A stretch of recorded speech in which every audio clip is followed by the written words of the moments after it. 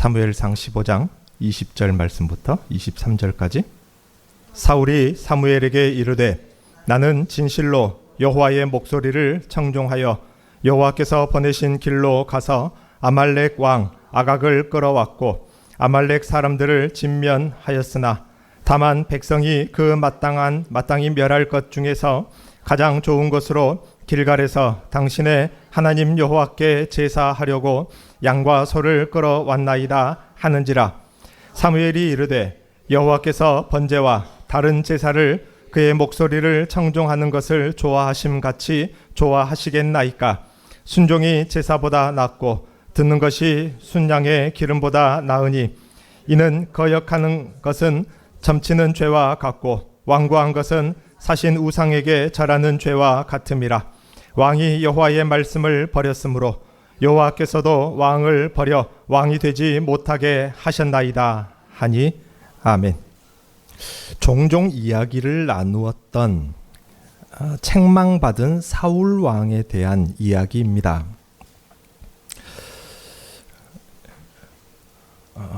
오늘은 조금 자세하게 깊이 그 말씀 속 상황을 들여다보며 성경이 우리에게 비추시는 조명을 받으려고 합니다. 그래서 하나님이 우리에게 원하시는 의도를 보다 명확하게 들어보는 시간입니다. 어쩌면 이 사울 왕에 대한 이야기는 하나의 예일 뿐입니다. 하지만 매우 강력한 예가 될 것입니다. 하나님께서는 우리들의 어떠한 상황에 대해서는 전혀 개의치 않으심에도 불구하고 어쩌면 우리는 쓸데없는 노력과 신경을 쏟을 때가 있는가 하면, 반대로 하나님은 결코 그냥 넘어가지 않으실 만큼 따지시는 부분이 있는데 우리는 오히려 그것을 그냥 대충 넘겨버리는 경우가 적지 않다는 것입니다. 아이들이 그렇죠.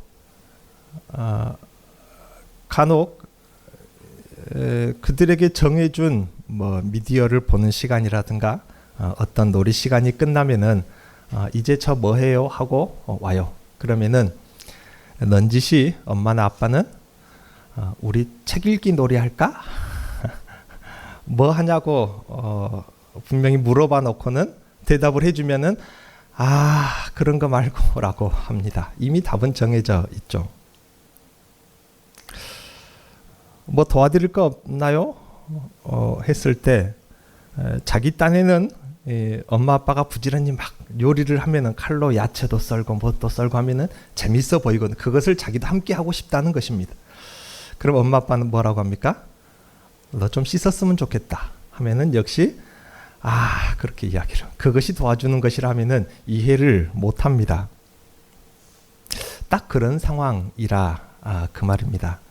쉬운 말로 아이들을 표현했을 뿐이지 하나님 앞에서 어쩌면 우리들은 장성한 모습을 보일 때가 있는가 하면은 대부분의 우리의 삶 속에 어린아이와 같은 모습이 있지 않나. 그래서 하나님께서는 전혀 개의치 않는데 그것이 뭐 대단하고 중요한 일이라고 엄청 신경 쓸 때가 있고, 반대로 하나님께서 엄청 우리에게 원하시고 요구하시고 신경 쓰시는 부분이 있는데 그 부분은 그냥 자꾸 뒤로 미루거나 그 부분은 그냥 대충 얼버무리고 무마시키는 경우가 있습니다. 하나님께서는 어떤 것에 개의치 않으실지 또 어떤 것은 엄중하게 따지시는지 우리는 바로 이해할 필요가 있습니다. 이것은 매우 중요한 문제입니다. 이따가도 다시 나오겠지만 사울 왕 저만 그랬는지 모르겠는데 어릴 때 이 이야기를 들을 때 그렇게 큰 죄를 지은 것 같지 않은데 라는 생각이 들었어요. 그런데 사무엘을 통해서 들은 사울 왕의 형벌은 어떻습니까? 매우 가혹한 것이었습니다. 왕의 자리에서 내려버리겠다. 그리고 사울 왕은 결국 죽습니다. 그러므로 하나님께서 어떤 것을 따지시고 어떤 것은 개의치 않으신지 우리는 바로 구별할 때에 우리가 하나님께 사랑받고 은혜 받을 수 있는 비결이 될 수도 있는 것입니다. 사무엘상 15장, 이스라엘 초대 왕 사울은 아말렉 성을 쳐서 그 모든 짐승, 그 안에서 코로 숨쉬는 모든 것들은 다 진멸하라. 사람이고 짐승이고 간에 이 명령을 어기고 양과 소의 가장 좋은 것의 일부를 남겼습니다. 이에 사무엘이 이 부분을 지적하죠.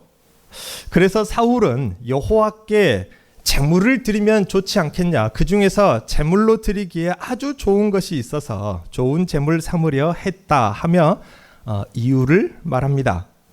이에 순종이 제사보다 낫다라고 하는 저 유명한 사무엘의 요절이 여기서 탄생하게 됩니다.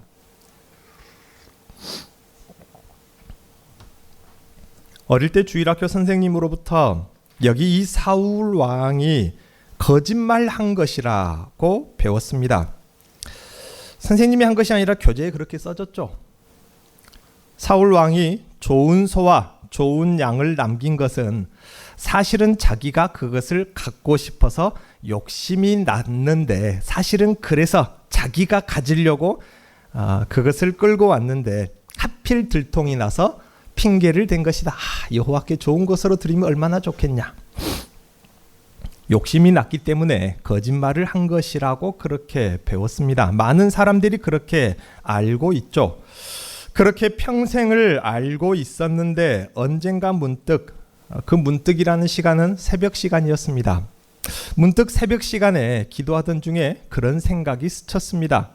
사울 왕의 말이 거짓말이 아닐 수도 있겠다. 그의 진심일 수도 있겠다.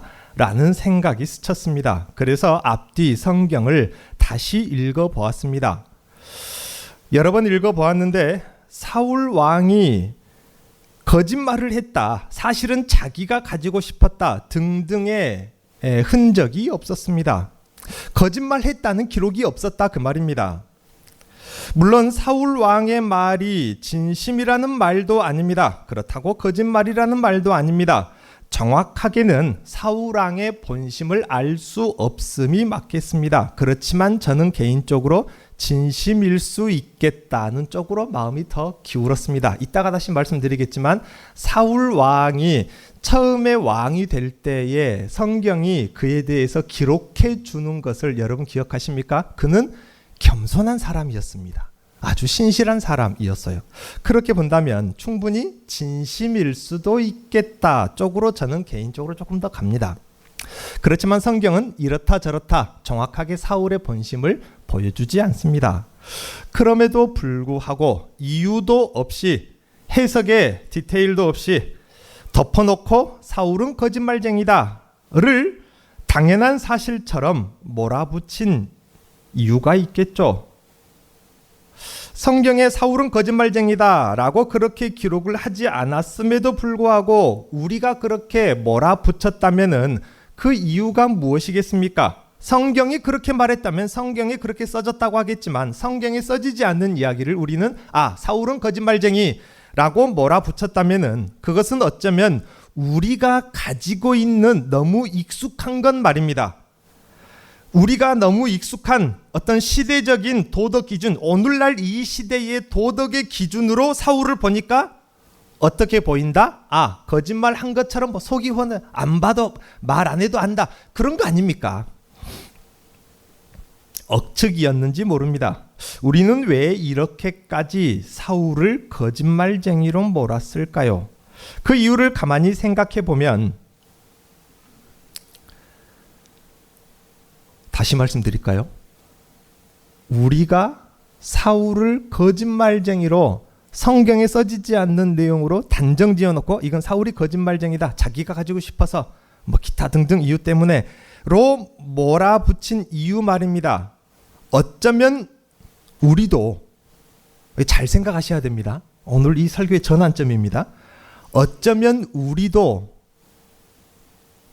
사울의 의견이 나쁘지 않다, 그 말대로라면은 참 좋은 생각 아닌가 라는 그 부분만큼은 무언에 동의를 했기 때문이 아니냐 그 말입니다. 나쁘지 않은 생각인데 참 마음이 좋은데 하나님은 그랬다고 아무렴 좀 그랬다고 하나님 어차피 하나님께 드린다는데 저는 그 생각했어요. 어릴 때 어차피 하나님께 좋은 거 드린다는데 그 마음을 봐서라도 다음부터는 그러지 말아라 그냥 대충 그러고 넘어가 주시지. 아니 그거 조금 그랬다고 왕에서 내리고 왕이 못되게 하신다고 나중에 죽고 이건 좀 아니지 않나. 전 어릴 때 그 생각했어요. 초등학교 한 2, 3학년쯤에 이 이야기를 선생님한테 들은 기억이 나는데 사울의 생각이 틀리지 않았고 그 말대로라면 참 좋은 의견이라는 어떤 무언의 동의 때문에 그 부분을 문제 삼지 못하고 그러면 뭔가 문제를 삼아야 될 거 아닙니까? 사울왕이 왕이 못 될 정도면은 심각한 문제를 삼아야 되는데 우리가 기껏 억지로 긁어 만든 문제가 뭐라고요? 거짓말쟁이겠구나. 그렇게 된 것이라 그 말입니다. 사울왕의 생각을 들어보니 나름대로 괜찮은 생각인 것 같은데 그럼에도 성경은 그가 틀렸다고 하니 어떻게든 사울에게 문제점을 어쩌면 우리의 억지로 만들어낸 것인지 모른다 그 말입니다. 그래서 겉으로 드러나 성경에 써진 사울의 말이나 생각은 제법 괜찮으니 우리는 보이지 않는 성경이 없는 보이지 않는 부분에서 문제를 만들어낸 것입니다. 보이지 않는 그의 속마음, 그의 진심은 사실은 자기가 가지고 싶었던 것이다. 그의 속마음의 욕심은 숨기고 하나님 핑계로 거짓말을 한 것으로 내몰았던 것인지 모릅니다. 물론 사람마다 약간 차이가 있겠지만 물론 저는 사울의 편을 드는 것이 아닙니다. 그러고 싶지도 않고요. 성경의 해석을 우리는 짐작으로 하면 안 된다는 말을 하는 것입니다. 성경을 보면서 해석을 할 때 분명 이럴 것이다 라고 짐작으로 그 부분을 해석하는 것은 우리가 너무 익숙한데 특히나 한국 사람은 직관의 능력, 동양 사람은 직관의 능력이 발달했다고 해요. 철학계에서는 그렇게 이야기합니다. 서양 사람들은 눈에 보이는 현상을 보고 그렇다 아니다라고 말합니다. 그래서 과학이 발달했고요. 우리 동양 사람들은 현상이 아니라 그 이면에 숨겨진 어떤 것을 느낍니다. 그리고 직관으로 그럴 것이다를 기정사실로 말해서 그래서 동양 철학이 발달을 한 것입니다. 그러다 보니까 우리는 우리의 익숙한 습관대로 성경을 보면서 성경 해석을 내 짐작으로 이럴 것이다 라고 해서 그것을 해석처럼 여기는 경우가 있는데 우리가 아주 조심해야 될 부분입니다. 그런데 가만히 생각해 보십시오. 조금 이상하지 않습니까?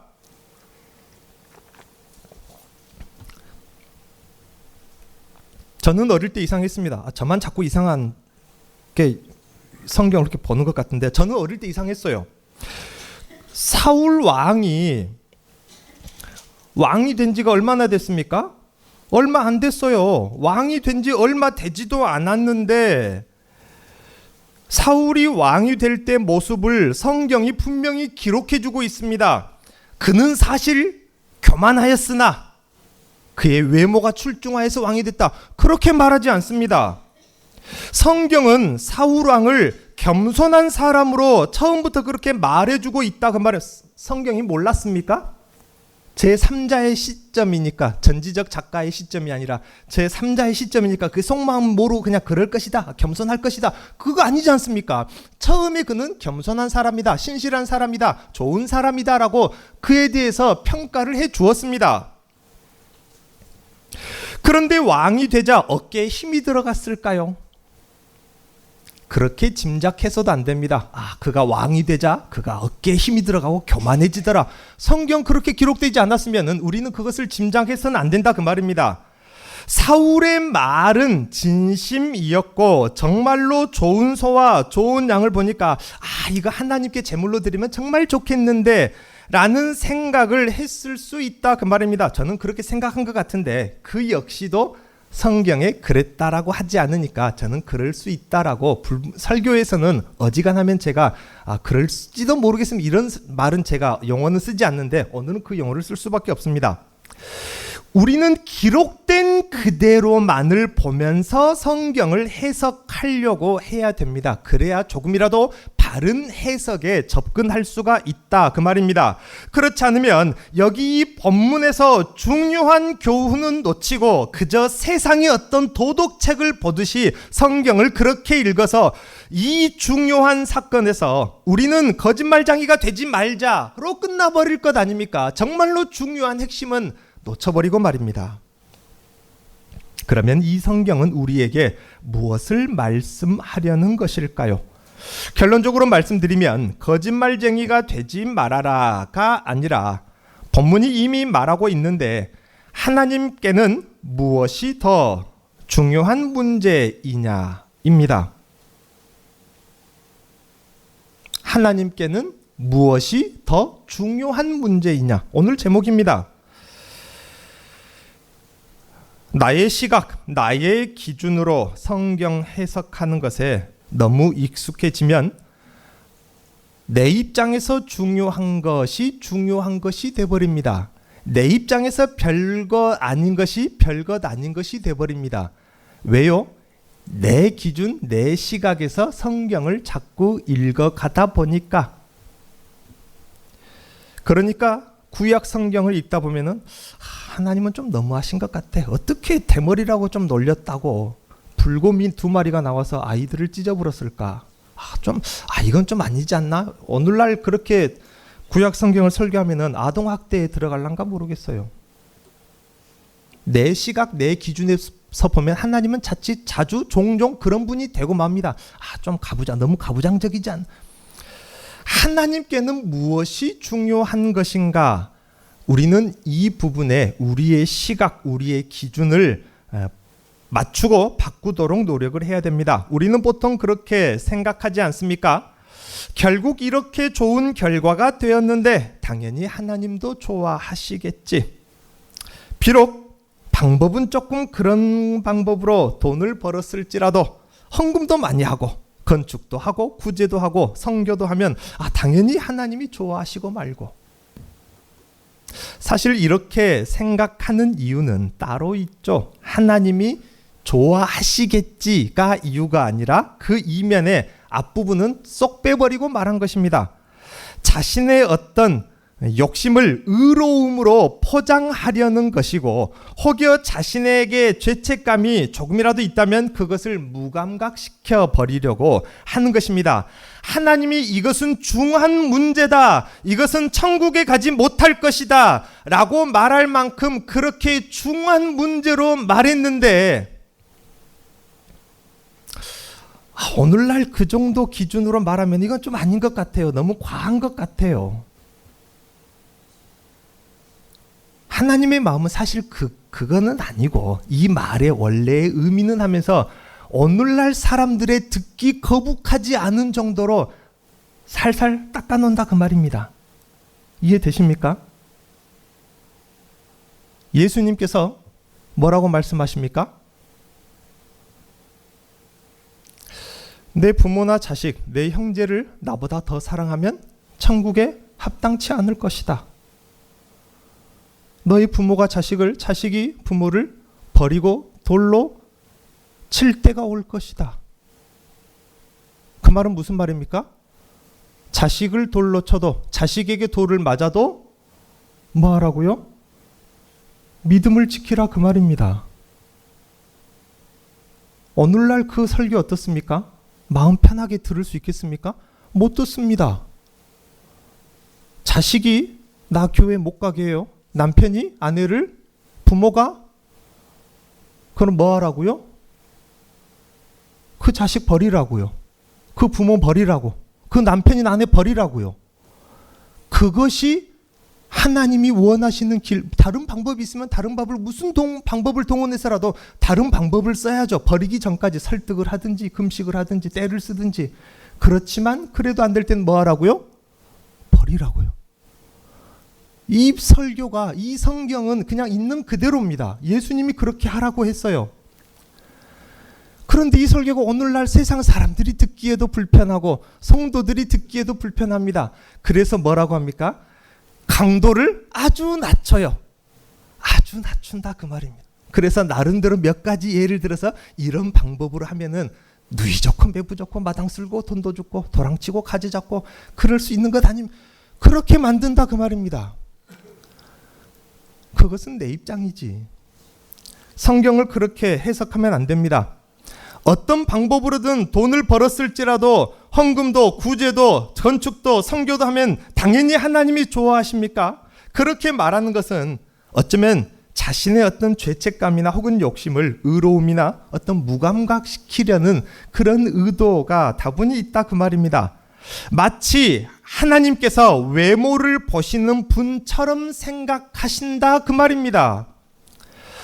그렇지만 설령 그 생각이 진심이라고 해도 그러한 사울이나 우리나 착각하고 있는 것이 있습니다. 좋은 건물, 구제, 재물의 좋거나 나쁨은 사실 하나님께 별로 상관이 없다는 사실입니다. 어떤 성경에서는 그것을 중하게 보신다고 했죠.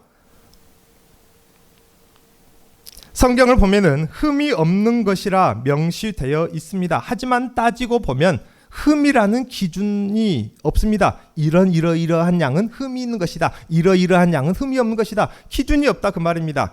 결국 기준이 없이 흠이 없다라고 하면은 최선이라는 그 마음을 받으시겠다는 것입니다. 우리가 생각하는 외모, 어떤 외적인 것은 반드시 바로 이 마음을 따르는 것입니다. 어떤 외적인 형태가 있고 속마음은 중요하지 않다? 눈에 안 보이니까? 우리나 눈에 안 보이지. 하나님은 다 훤히 아시는데 그 속마음이 어찌 중요하지 않겠습니까? 우리는 눈에 안 보이니까 그 속을 들여다볼 수 없으니까 속마음이 중요하지 않게 살았어요. 그렇지만은 하나님은 이 마음 속에 계시기 때문에 어떤 외적인 것은 두 번째이고 먼저 우리 안에 있는 것을 이 최선을 다하는 흠이 없는 것을 선택하려는 그 마음이 먼저이고 외적인 것은 그 마음을 따라가는 것이다 그 말입니다. 그런데 많은 사람들이 이러한 것들에 모든 관심을 기울이려고 합니다. 어떤 외적인 것에 말입니다. 정작 더 중요한 하나님의 마음은 고려하지 않은 채 말입니다. 그렇지만 그분의 말씀에 대해서 얼마나 고지식한 사람이냐는 것은 하나님이 따지십니다. 선악과 사건을 보십시오. 그거 좀 따먹을 수 있잖아요.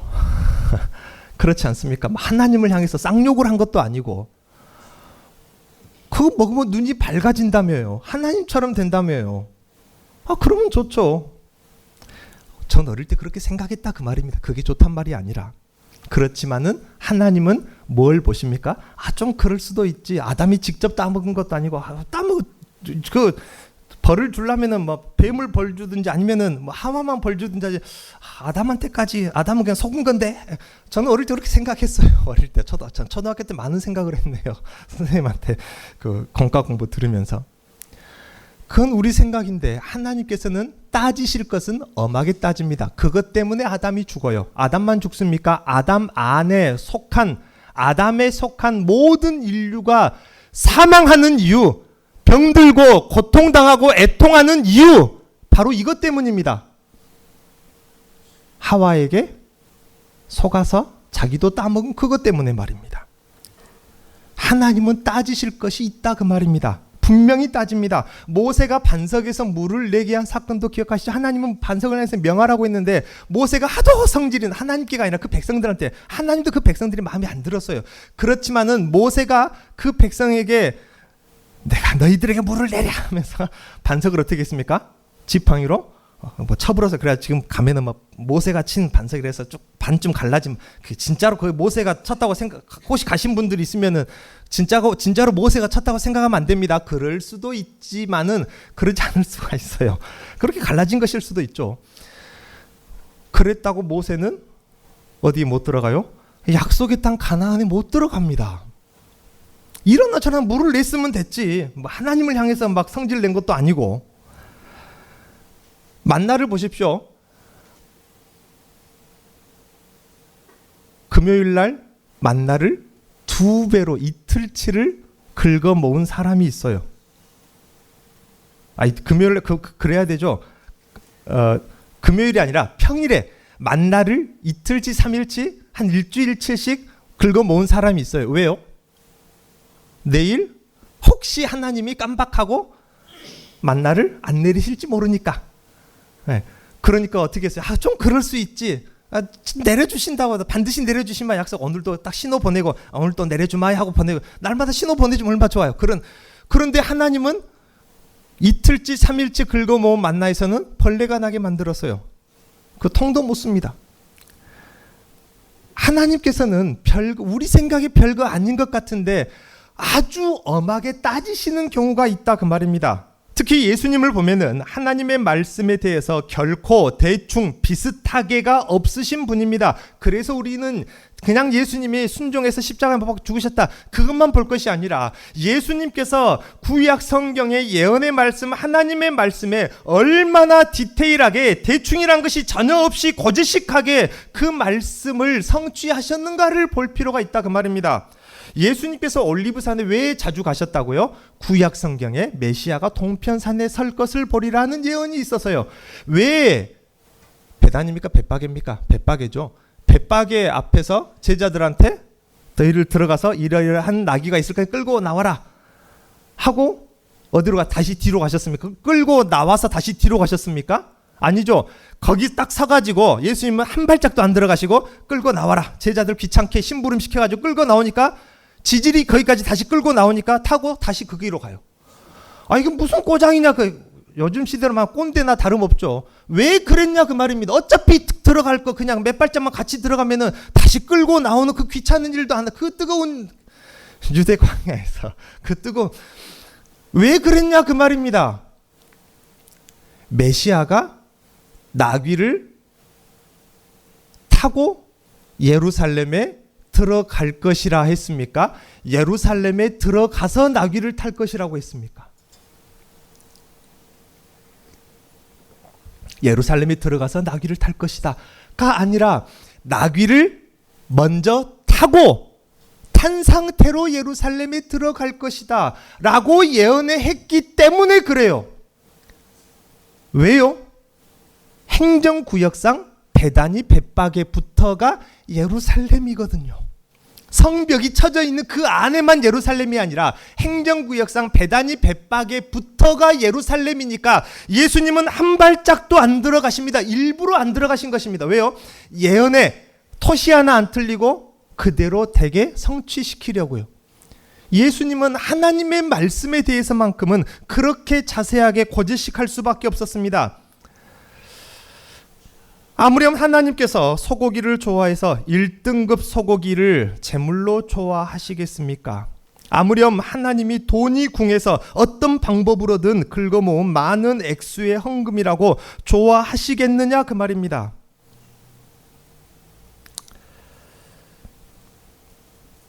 강도철이라는 분 아십니까? 강도철. 교회를 안 다닌다고 말하기도 그러고 교회를 다닌다고 말하기도 한 분이 헌금을 하셨어요. 어떤 헌금인지 몰라서 11조 봉투에 하셨길래 제가 감사헌금 봉투로 옮겨 놓았습니다. 이 옆집에 사시는 분입니다. 이제 좀 아시겠죠? 네. 한 몇 번 이제 교회 예배당에 찾아오셔서 그때마다 술 드시고 오세요. 지나가면서 항상 여기에 관심은 있어요. 저에게도 관심이 있고. 그런데 맨정신으로는 못 오는 것입니다. 부끄럽고. 술 마시고 온 것이 너무 부끄러운 실수 같아서. 그래서 술에 취해서 자기 제정신이 아닐 때 그냥 본성만 남아있을 때 발걸음이 이곳으로 자주 옮겨집니다. 하필 제가 있을 때 자주 만났고요. 너무 외로운 분입니다. 제가 한번 안아드렸더니 남자가 안아주는데도 목사님이 안아주니까 너무 좋다고 그 말을 반복해서 하시더라고요. 가족이 있지만 좀 가족과 떨어져서 지냅니다. 좀 두려움도 많이 느끼는 분이고 이번에도 오셨길래 자기는 교회 다녀야 된다고 교회 믿어야 된다고 그 말을 반복하시길래 이제 이렇게 2번 3번 왔으면 이미 다니는 것이나 마찬가지다고 맨정신으로 못 오겠으면은 술 한잔 드시고 오시라고, 용기 내서 오시라고 몇 번 이야기하고 기도도 한 두어 번 해드렸는데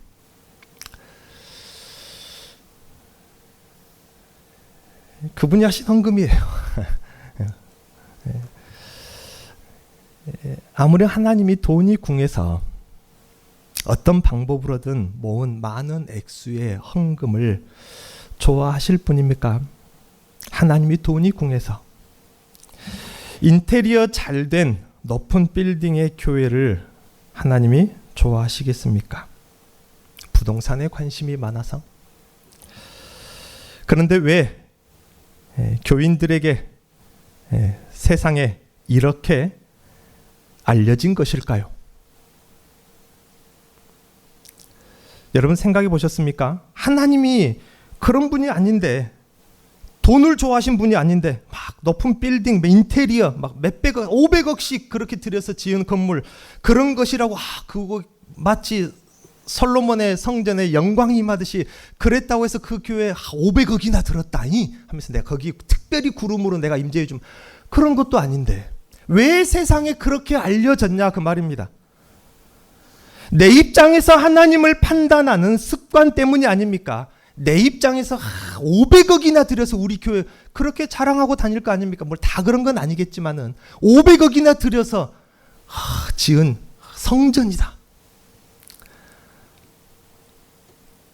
내 입장에서 생각하는 그 습관 때문에, 내 입장에서 하나님도 그럴 것이다 라고 판단하는 습관 때문에 이것이 해석이 돼버린 것입니다. 하나님은 하나님 자신을 향해서 100% 완벽하고 싶어하는 바로 그 마음을 원하시는 것입니다. 이것이 바로 흠없는 것으로 드리는 것입니다. 하나님 자신에 대한 것이 무엇이겠습니까? 결국 말씀 아닙니까? 그래서 예수님은 요한복음에 사랑하면 계명을 지키는 것이라고 말씀하지 않았습니까? 교인이 많고 대부분 교인이 선택하는 것에 진리가 있습니까? 많은 교인들이 이것이다 라고 하면 그것이 진리가 되냐 그 말입니다. 이것은 착각입니다.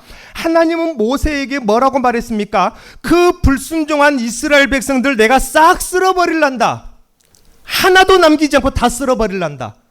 60만이나 됐는데 장정만 해서 싹 쓸어버릴란다. 그리고 어떻게 해주겠다? 내가 새 민족을 너한테 만들어줄란다. 하나님이 숫자에 관심이 있었습니까?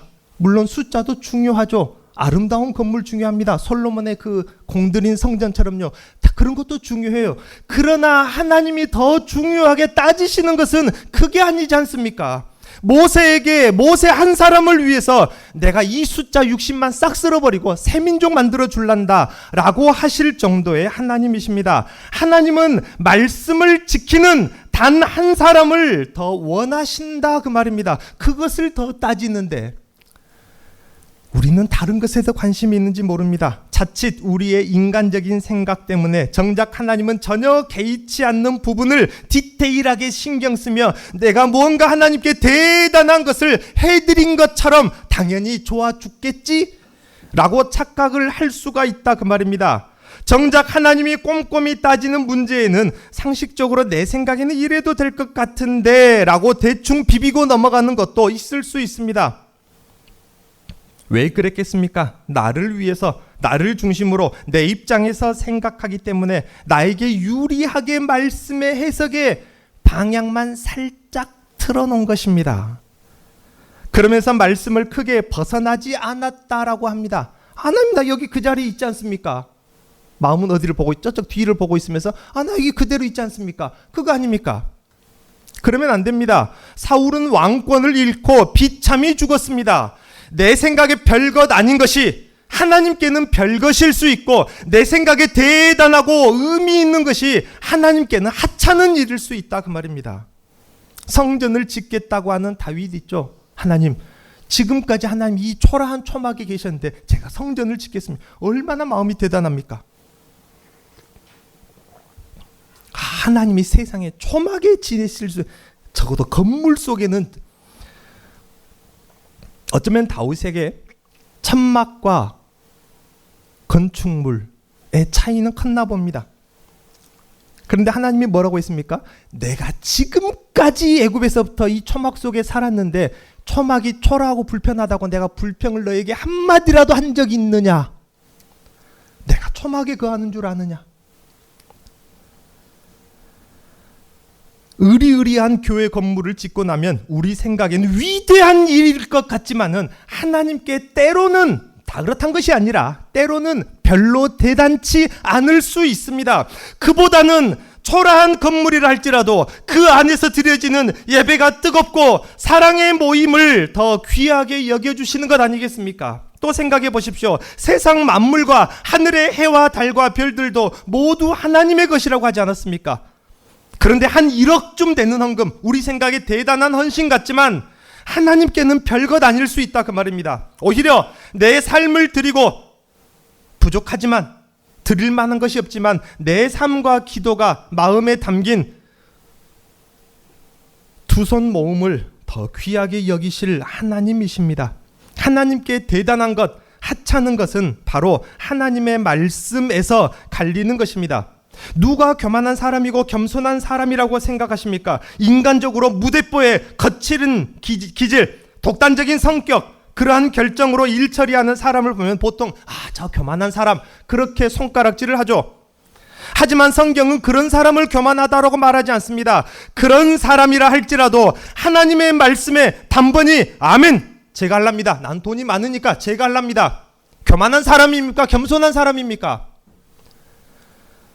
그렇게 순종하는 사람이라면, 그런 기질의 사람이라도 겸손한 사람으로 성경과 하나님은 봐주신다 그 말입니다. 우리는 절대로 착각하면 안 됩니다. 반대로 인간적으로 좋은 의도와 성품, 매사에 자신은 부족합니다. 나는 부족합니다. 나는 못합니다. 라고 습관적으로 말하면서 한 발 뒤로 빼는 사람, 보통은 겸손한 사람, 온유한 사람이라고 하죠. 하지만 성경은 그런 겸손함을 말하지 않습니다. 설령 그런 사람이라 할지라도 하나님의 말씀의 요구 앞에서도 그런다면은 성경 그 사람을 교만한 사람이라고 지적한다는 사실을 우리는 마음에 두어야 할 것입니다. 결국 성경이 말하는 겸손과 교만은 인간적인 성품으로 구별하지 않습니다. 바로 여기 하나님의 말씀에서 갈라진다 그 말입니다. 물론 좋은 의도와 좋은 마음 참 소중합니다. 좋은 건물, 많은 헌금 참 큰일입니다. 그러나 그 좋음이 아무리 나의 진심이었다고 해도 그보다 더 중요한 것이 있는데, 그것은 하나님의 말씀이라는 사실이고, 아무리 좋은 건물, 좋은 헌금, 많은 헌금이라도 이 말씀의 테두리를 절대로 벗어나면 안 되는 것입니다. 우리는 하나님께 무엇이 전혀 개의치 않는 것이고 어떤 것이 반드시 따지는 것인지를 잘 파악을 해야 합니다. 가끔 뉴스를 보다 보면은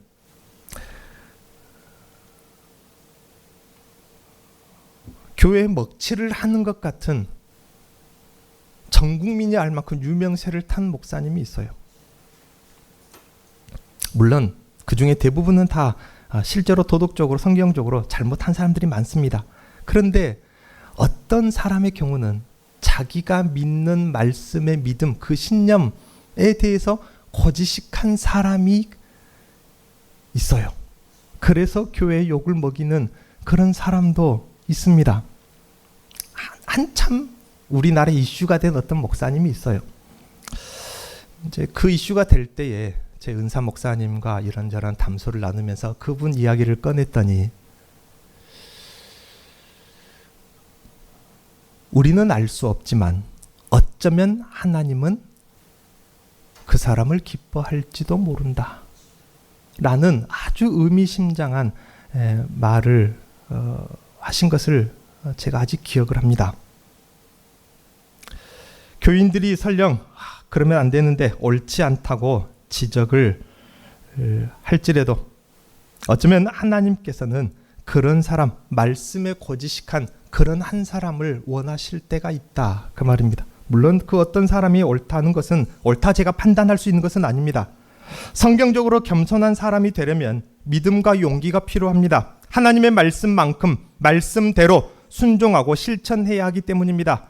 사내들인 공회 앞에 선 베드로를 보십시오. 사도행전 4장 18절 이하에 그들을 불러 경고하여 도무지 예수의 이름으로 말하지도 말고 가르치지도 말라 하니, 옛날로 말하면 안기부에 끌려가서 그렇게 경고받은 것입니다. 베드로와 요한이 대답하여 이르되 하나님 앞에서 너희 말을 듣는 것이 하나님의 말씀을 듣는 것보다 옳은가 판단하라. 그렇게 말했다 그 말입니다. 우리는 보고 들은 것을 말하지 않을 수 없다. 이 베드로는 정말로 유도리 없는 사람입니다. 융통성 없는 사람, 합리적이지 않는 사람 아닙니까? 예, 그러겠습니다 라고 해놓고는 그러면은 내보내주는 거 아닙니까? 가서 또 보천도 하고. 저는 그 생각 어릴 때 참 생각 많이 했네요. 전 어릴 때 그 생각했어요. 그 앞에서 그렇게 엄하다는 데서 그럴게요. 예, 염려 마십시오. 하면 자유롭게 그냥 그래 그럴 것이지. 네, 그럴랍니다. 나와서 또 전도하고 또 끌려가면은 제가 실수로 입버릇처럼 나와버렸네요. 다음 단글을 얼마나 유도리 있습니까? 얼마나 융통성 있냐? 전도도 하고 책도 안 잡히고 얼마나 융통성 있냐 그 말입니다. 그러나 베드로는 융통성 없는 편을 택했습니다. 너희들의 말을 듣는 것이 옳은가 판단하라. 우리는 보고 듣고 아는 것을 말하지 않을 수 없다. 성령 받은 베드로는 하나님의 말씀 듣는 것은 세상의 그 어떤 권세와 인기와 위협 앞에 우선이었다 그 말입니다. 그래서 우리는 말씀을 띄엄띄엄 보지 말고 자세히 상고함으로 보아야 합니다. 또 성령께서 하나님의 성품과 취향과 의도를 깨닫게 하시는 그 일을 구해야 됩니다. 물론 문화와 시대와 사회를 말씀으로 해석해 주는 설교들도 중요하고 필요합니다. 이 시대가 어떤지. 또 그런 설교들이 많은 사람과 사회의 이목을 쉽게 집중시키고 인기도 끕니다. 그래서 그런 설교가 사람을 쉽게 모으게 합니다. 하지만 더 중요한 설교, 더 우선인 설교는 성경 말씀 그 자체를 해석하는 것이 아닙니까? 성경의 주제가 되어서 그 해석이 말씀되어지는 것, 곧 하나님이 누구이시고 하나님이 어떤 분인지 먼저 해석되어지는 설교에 귀를 기울여야지, 요즘 사람들이 어떤 것을 원하는지에 귀를 기울이지 말라 그 말입니다. 동성연애를 앞두고 이달 말에 서울에서 한국 기독교인 200만 집회를 합니다. 우리 교회 성도님들 연세가 있어서 가기를 좀 그럴 것 같아서 제가 물어보지 않았고 말을 꺼내지 않았고 저희 교회는 갈 사람이 없을 듯 합니다 라고 그렇게 노예 답변을 하고 말았는데요.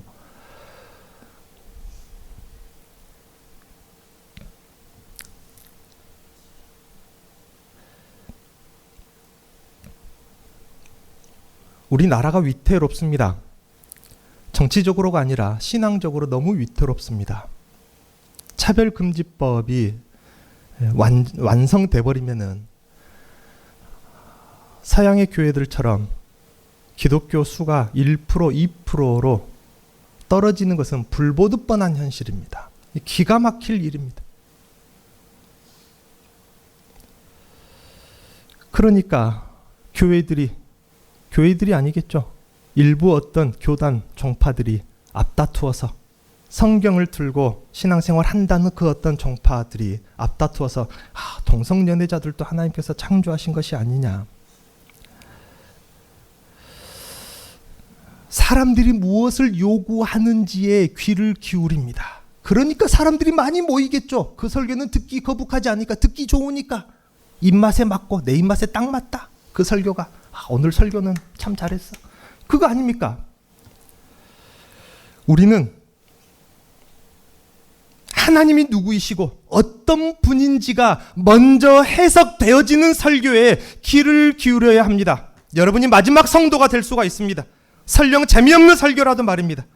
그래서 내 생각대로가 아니라 말씀대로, 내 가치대로가 아니라 하나님 보시기 좋은 대로 그렇게 겸손한 교회, 겸손한 성도가 되어서 이 신앙을 물려주시기 바랍니다. 기도하겠습니다.